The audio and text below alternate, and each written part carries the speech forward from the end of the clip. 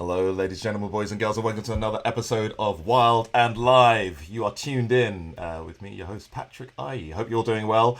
Welcome to the show that brings you the coolest animal facts from the animal kingdom with the help of some fabulous guests. We've had conservationists, filmmakers, biologists from across the world tuning into the show, which is great. On our last few episodes, we looked into the brilliant world of beavers with Mark Elliott from the Devon Wildlife Trust.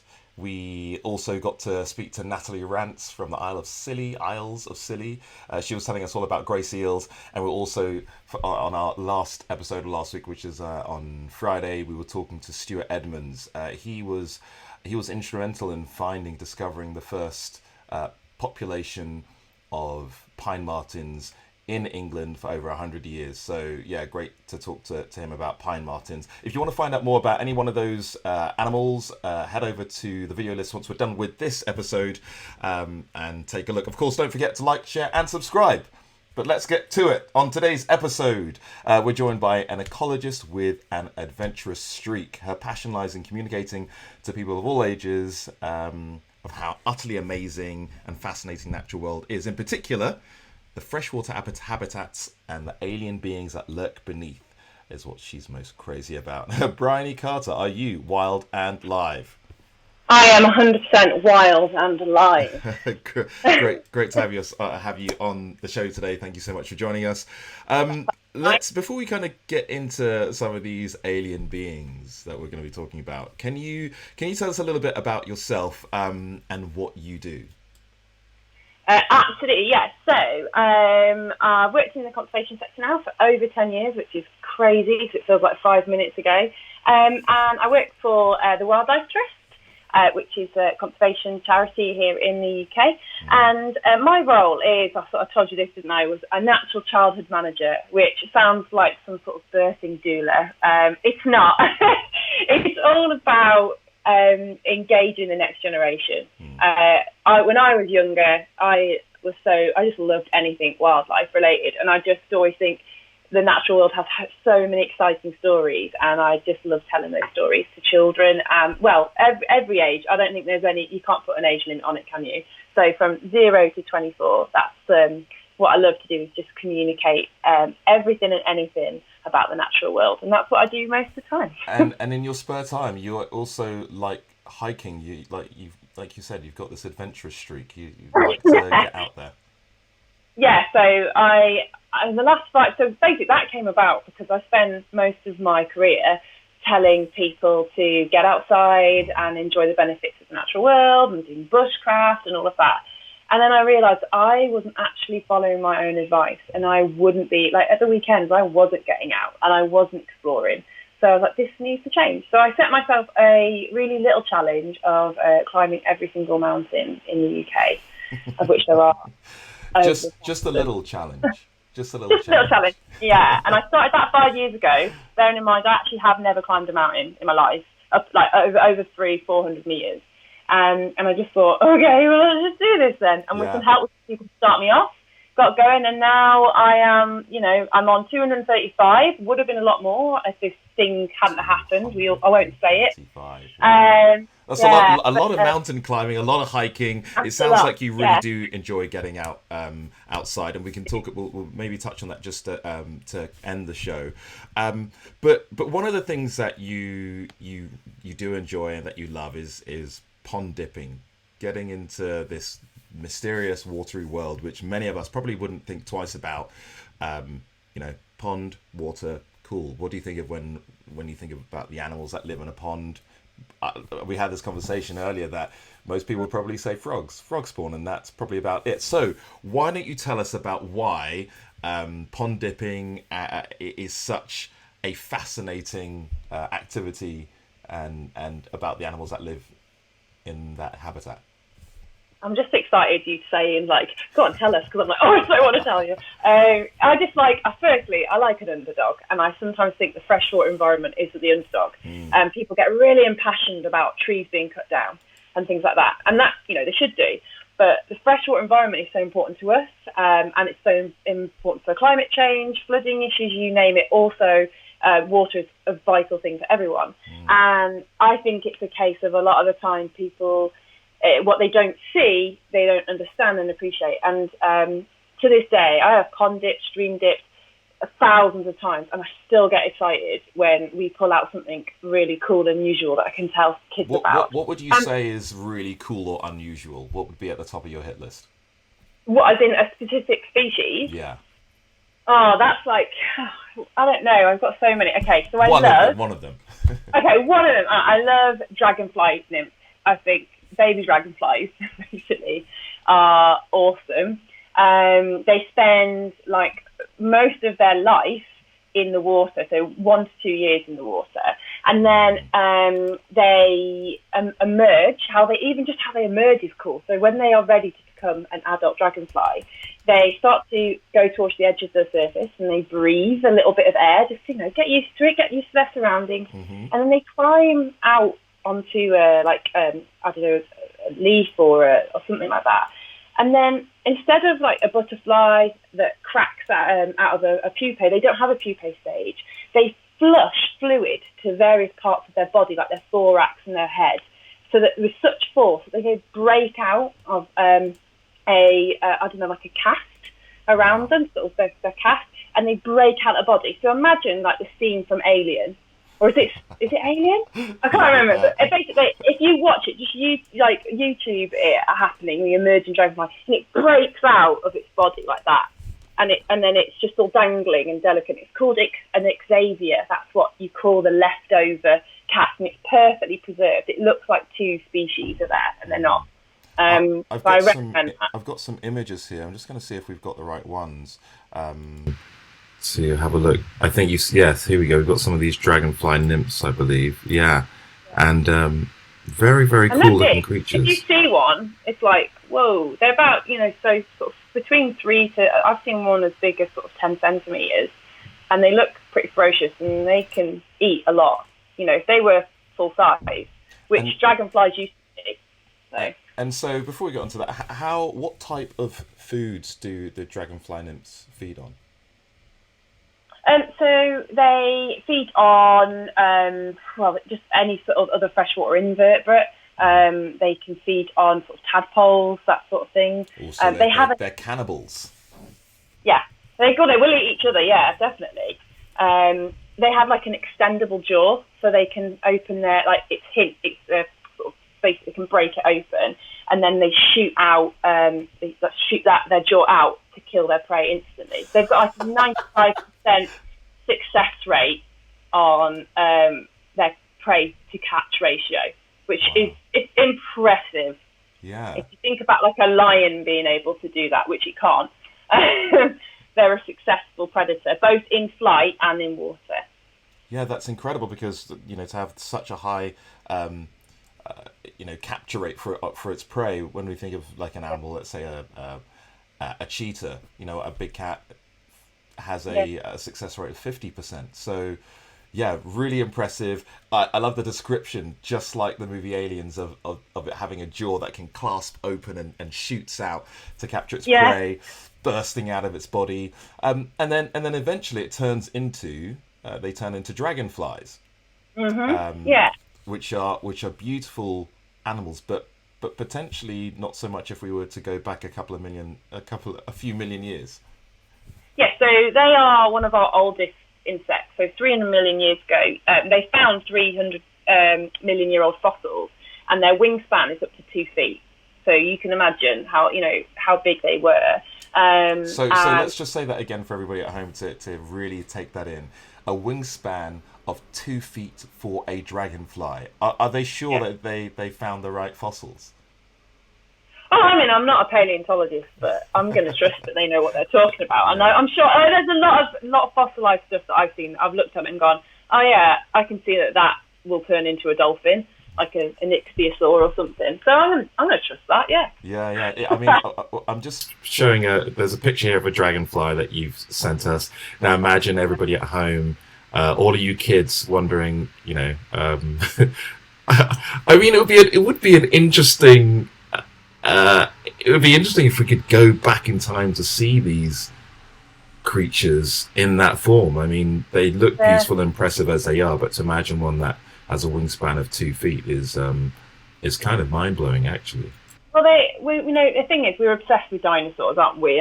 And films like Jurassic Park have been able to let us visualize what dinosaurs would have looked like. But insects are really unchanged from that time, from millions of years ago. They're just smaller, so they would have been a lot bigger.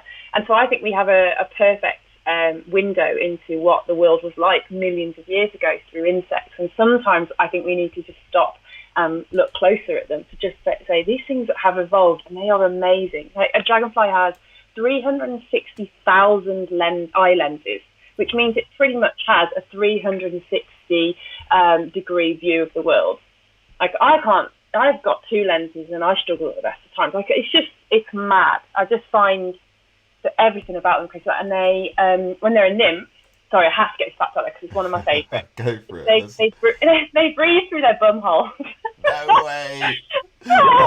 They breathe through their bum, but they also use it to propel themselves. So if they want to move, they squirt water out so they can move. So they breathe through their bums and they shoot out water through their bums to move. It does sound like a really odd, weird, but wonderful alien world that you're into there. What about let's think about some of the other animals that live in freshwater habitats.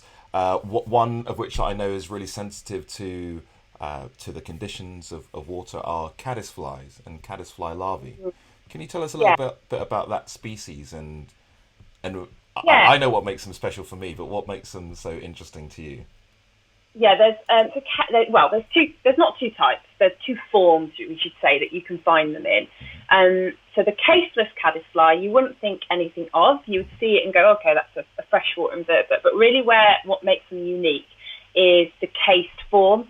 And all that means is what they do is they have a special saliva, and they use that saliva to build a case around them, like a snail, but they build it themselves, and they live inside that case, and they use what is around them. So what makes them amazing is these aren't just, when you look at what they create, they're not kind of rough or anything. They're actually exceptionally intricate. So sometimes there's a lot of greenery in the bottom of the sort of stream or freshwater environment. They are. I feel like I should have sent you some pictures of that. If it's quite silty, they're these beautiful tubes. They can be also geometric in style. They're just stunning. And you have to get an eye for seeing them, because once you see them, you're like, that's the case. It's in I'm trying to remember the last time I went looking for caddisfly cases. I think I was in the Cairngorms National Park in Scotland, and a place where the water quality is so high, and all you have to do is like turn over these big rocks in the streams, and you see these what look like little sticks. Pick them out of the water and like put them on my hand. And you just wait a couple of minutes, or even not even a couple of minutes, so like 10 seconds, and all of a sudden something starts coming out the other end, and you kind of have to. At first, I jumped. I was like, "What is that?" And you just see them slowly come out and start crawling around with this, like you said, like a casing. Yeah. And all. And Sorry, go ahead. I was going to say that one thing. So there's 2 things. The kids' reaction to that is one of my favourite things ever, because they're like, "Whoa!" Blows their mind.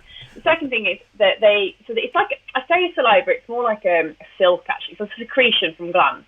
But there's a French artist, and I can't remember the name of it, again, you can find it on YouTube, who put them in a tank of like gold flakes, and they built these amazing tubes, like things. So I would recommend watching that. I showed quite a lot of kids that, and it's like, what? Anyway, sorry, I interrupted. No, I was pretty much going to go. Excited I get, though. No, it's great. And so one of our actually, I'm just looking at some of our questions coming in. So, caddisflies. We're talking about caddisflies. Caddis. Caddisflies and caddisfly larvae and their casings. That's a question that's coming from Janine. She wants to know how to spell that. And Bryony was mentioning something which I'd seen as well, which I thought was really impressive. this ability for caddisfly larvae to encase themselves using the sediment or any other substrate within the streams that they're living in. So some are more pebbly, some you have more seem like they're made more out of sticks and vegetation. And this artist put these caddisfly larvae in a tank that had gold leaf. I've seen some with almost like with pearl different pieces. Yeah. So really impressive to see a bejeweled insect. Very cool. A pimped caddisfly. That's what I went with. So my caddisfly. So I'm just you mentioned the fact that you know seeing the reactions of children is something that really inspires you and you know is one of the reasons why you do what you do. What kind of activities do you what kind of activities and initiatives do you get involved with as part of your job? Well, we are the Wildlife Trust in general, and in particular my trust. So we are regionalised. Each county has their own, and I work for Shropshire Wildlife Trust. We are really big on disconnect from nature, and it's the way the world is. And technology is amazing, and I don't like to get down the road of blaming technology because, like right now, we know how important it is. And what we try and do here at the Wildlife Trust is show how beneficial that connection with nature is from mental health and well-being, the child's academic development as well, and their general development. But just, we do something called Nature Friendly Schools, which is where it's a project that we're running with schools that are in sort of in deprived areas and children there, and it's an initiative to work with schools to try and make their surroundings more nature friendly. Empower teachers, that's a big thing, is to empower teachers who might not feel confident because this outside world seems scary when it really isn't that scary. But we do a lot of that, and we do a lot of, we have a really, really simple message, and that is positive experiences in nature. Because I think anybody who has a passion for wildlife, like myself, like you, anyone you talk to who's in this sort of career, there will be that thing that's got them going. And they can remember, something that's lit that spark, or a couple of things. And that's what we try and do. I was just showing some of the images you sent over of kids pond dipping and all the different gadgets and just kind of little measuring instruments and collecting instruments, which seems really cool. Let's go back to some of these underwater aliens that you that you're so fond of. I don't know which one you'd like to talk about next. We were rat-tailed maggots. Rat-tailed maggots. Oh, okay. What is a rat-tailed maggot, and it's something that you brought up on one of our conversations? So with a rat-tailed maggot, in true sort of Victorian sort of form, they say what you see. So it looks like a maggot with a rat tail sewed on. They're about, disgusting. I don't know, they range maybe 8 centimetres. I've got big ones, little ones. But yeah, so imagine a maggot, and then imagine a rat tail sewed onto the end of it. That's what they look like. And how long do you say they are? So you can get, I've seen one up to sort of 5 to 6 centimetres long. Okay, so they can be quite big. They're unfortunate. They're unattractive. What are they? Do they remain in that state for their whole lives? Do they transform? And why do they have this rat tail? So they turn into hoverflies. So they're larvae of certain hoverflies, obviously. And I can tell you, hang on, I just want to make sure I get this right because they're not my one I know the most about. So basically, that rat tail it's their breathing apparatus. It's how they breathe. Oh, cool. Yeah, and it acts like a snorkel. There you go. Love that. Nice. Okay, so the rat tail is indeed actually a snorkel to help the developing insect to breathe. Yeah. Nice. So there you go. Oh, crazy. I'm just trying to think. Can I tell you about? We talked about non-biting midge larvae. Yeah. Let's do it. You're trying to avoid them. I do love them. So non-biting midge larvae. So can you tell us what is a non-biting midge larva? Is that? Yeah, tell us about those little larvae. Well, it's non-biting midget larvae. They're generally creatures that live in the benthic layer, which is just a really posh way of saying the muddy part of a pond or freshwater environment. And you get different ones. So the most common, I would say, is, we call it a bloodworm, but it's sort of technical name, Latin name is a chironomid, or chironomidae, and they're like bright red. When you see them, they are proper red, and that's because of the account of the hemoglobin, giving them that sort of reddy colour. They're oxygenated, and they are important because they tolerate really low levels of oxygen, and they can tell us a lot. They're a really good indicator. Their population size is a really good indicator of how polluted a water system may be. So they're a bit like a worm. So if we were thinking like a terrestrial worm, they eat and break down the detritus, like say it, the debris that falls into the lake or pond. So they're really important. If you have a lot of them, the cleaner the water can be. So how can you tell us how you're able to study these insects? Because as you said, they live in the benthic layer of these waterways, which is that kind of muddy, silty top like layer. Why are you? Let's go with how. How are you able to study this area? You were telling me about a contraption that you use, so I want everybody to hear about that. So there's two ways. If you're in a pond environment, you can use a net and you just scrape it along the bottom, and then you just drain it and wait. But if you're in a bigger freshwater, maybe you're doing a freshwater survey of the benthic layer, you're tootling out in a boat, and you have this claw, and it's open like that on a string, and then you drop it to the bottom, and then as you pull it up, so you drop it all the way and it's open. You see me doing an impression of it, and then as you pull it up, it closes and it grasps a load of the silt and the mud, and then you pull it up and you dump it in a large sieve and you sieve it out, and then you get all these amazing Daphniae and chironomids and things like that. So yeah, it sounds cool. Like an ecologist's bakery school, collecting your flour and then sieving it through. Do you have different layers of or different size hold sieves so that you can you can better assess the size of the samples that you're looking for?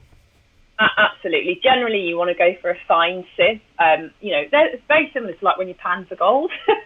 It's a kind of a similar ratio of size. Yeah, you want a very fine sieve in order to get rid of the sort of mud and the sediment. But you will get a bit of sediment, but because of how bright they are, you will be able to see them. And I remember one I did, and it just looked like a red noodle bar. I mean, they're not that long, but not a noodle bar, more like sweets, because they're quite glossy looking. Oh, like red laces. There's red laces. Yeah, or Twizzlers. Is it Twizzlers? They have like Twizzlers or something like that. But imagine like tiny little ones. And so it was a whole pan with sieves full of these red things, and it was quite cool. It looked quite nice. Quite alien-like, an animal that looks like a red shoelace or like red Twizzler sweet. Yeah, they're about that big. They're quite small. They're only a couple of centimeters long. And their bodies are segmented, really beautiful, and they're like glossy and shiny and really, really bright red. So unlike a lot of other, you don't get typically really bright species in the freshwater environment. They are the ones that definitely stand out the most. Oh, nice. Sounds cool. There are a couple of others that you mentioned whilst on our chat before we went live.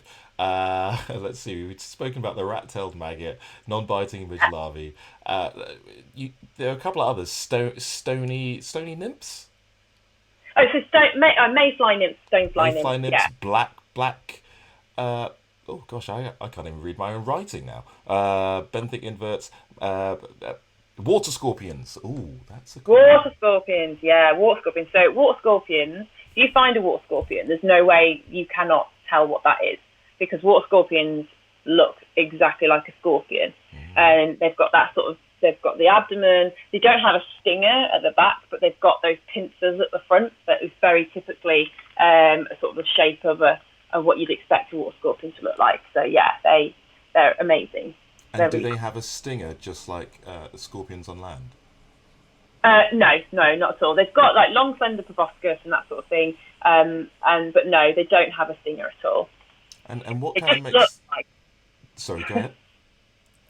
They do look like a scorpion. You would absolutely go, what do you think that looks like? If you ask somebody and they go, oh, it looks like a scorpion. Apart from, they've got a tail, a little tail, but it doesn't curl around like that, basically. And do you know what kind of, in their kind of alien world, what prey items are they looking out for?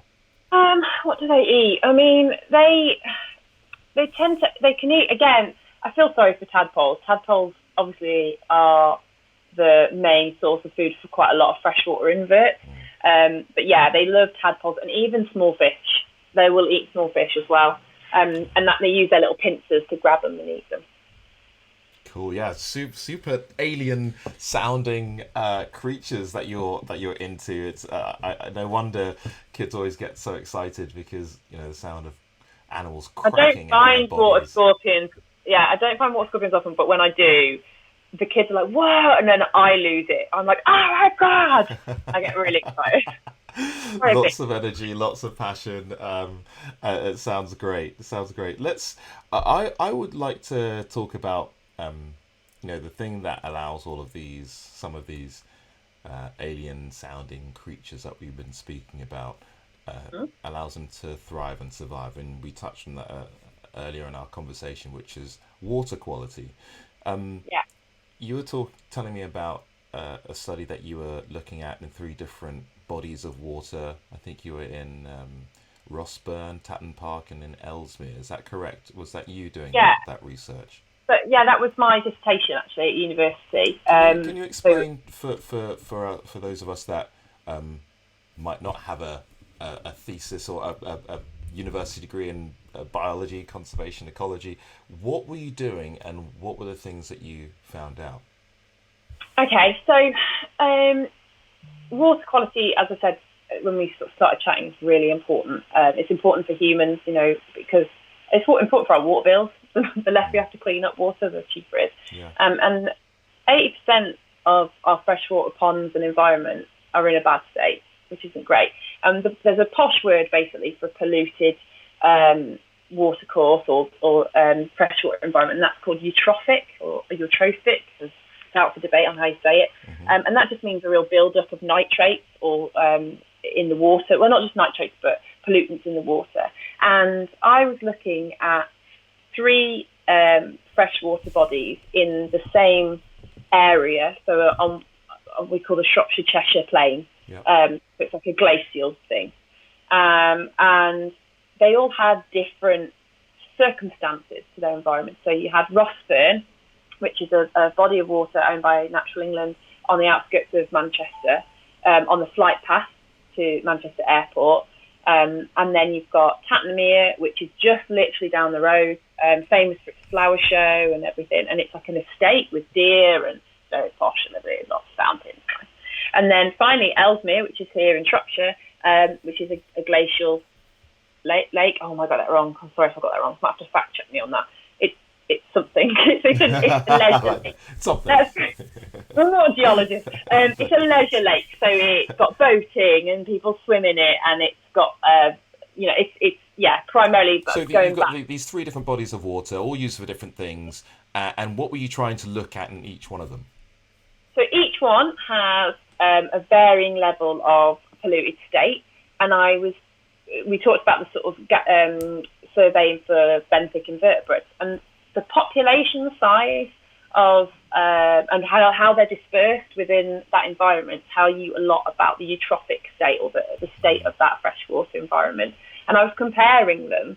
I was comparing the 3 statuses of each pond and looking lake, I should say, not pond, and comparing what are the circumstances around their management and whether they've got human impact and stuff like that, and how we could, if we know that, we can then improve the status of that body of water and increase the biodiversity.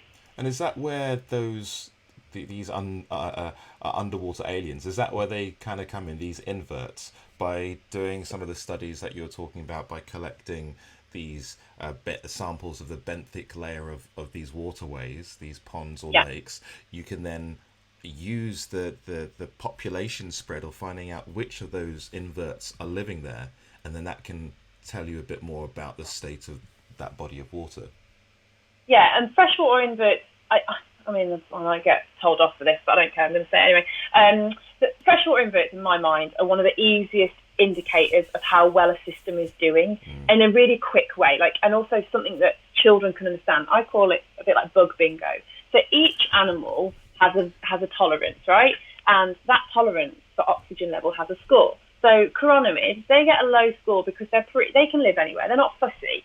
The same with freshwater shrimp and hoglouse and all of them. They will live anywhere, which says, okay, the tolerance, the oxygen level, they can live at low levels of oxygen, which means it's probably going to be quite polluted. If you don't find water scorpions or cave caddisfly in that environment, you've got a eutrophic state pond. Whereas if you get some of the big high numbers, I would score a scorpion like a 10 out of 10 because they are really fussy where they live. That tells me that body of water is doing all right. So it's a really easy way to communicate to children how biodiversity works and how an environment might be rich in biodiversity or poor in biodiversity. Okay. And I can teach that concept really easily to children, more than if I was perhaps in a terrestrial habitat. I mean, some people are going to be like, I think you'll find you can't actually. But that is just my own experience, okay? I'm not trying to pull away from the butterfly people. Yeah, for sure, no. And so with that difference, if you, I suppose the reverse is true, that if you find that with some of the inverts that you mentioned that have quite a low rating, if you don't even find those creatures, then potentially your waterway's in really big trouble. That, or there's a lot of fish and they eat them all. But no, that's it's really, really bad. If you don't find anything, then often or not you won't even see any vegetation around the edges. And also, so the one thing that happens in highly eutrophic lakes is that they'll have big algal blooms, which you really don't want, dangerous for dogs and all sorts. So if you see a pond that's got stagnant algal blooms all over it, then that's not great at all. You don't want to see it's blocking out the sunlight, preventing the sunlight from getting into deep down into those ponds. And preventing, it's choking that particular waterway. There's no oxygen production from the underwater vegetation. I think we were certainly pretty. Actually, we're at 30 minutes. We've been chatting for already. Gosh, time has flown by. So we're going to have to wrap up pretty sharpish. But I just want to say a massive thank you for joining us. Before we do go, is there anything that you'd like to share with us, or any of the work that you're doing that people should know about and could get involved with once we are allowed to be out and free? Well, I don't know what Stuart might have said when he spoke to him, but obviously I work with Stuart, he's my colleague, but one of the big things that Wildlife Trust nationally is happening very soon in June is 30 Days Wild, and everyone and anyone can get involved. There's a fantastic downloadable resource. If you just type 30 Days Wild into Google, it will come up, and it's basically doing something wild every day in June, and that can be going for a walk, pond dipping, drinking a glass of wine in your garden and observing the bird song. It doesn't matter. Completely. Kids, you're not allowed to drink a glass of wine. Not, obviously, not wine for children. Unless you're in France, obviously. Which I think they can. So 30 Days Wild is coming up. That's going to be going on throughout the whole month of June.